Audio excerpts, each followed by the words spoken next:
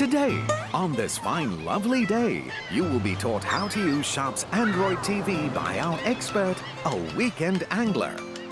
Sharp Android TV expert? Me?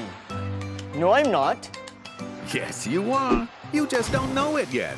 Just follow what I say. What? Okay. Okay, first, after you get Sharp's Android TV, Wait. you need... But I don't have a Sharp Android TV. Yes, you do. Whoa! Sharp Android TV! Yes, after you get Sharp's Android TV, you need to set up your TV.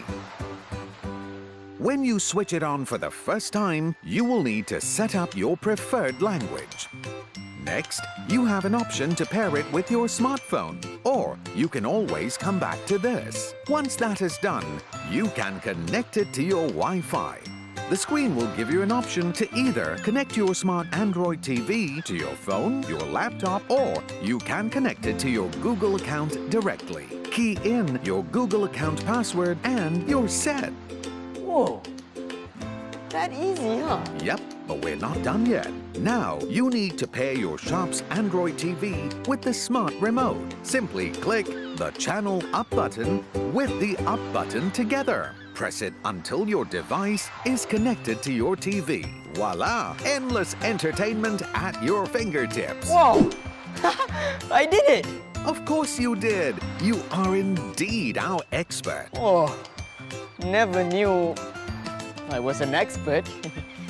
Well, you are. Thank you, Mr. Macho Deep Voice.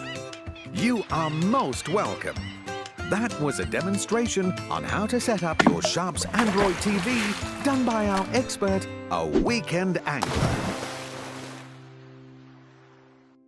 Sharp's Android TV. It's so easy, anyone can be an expert.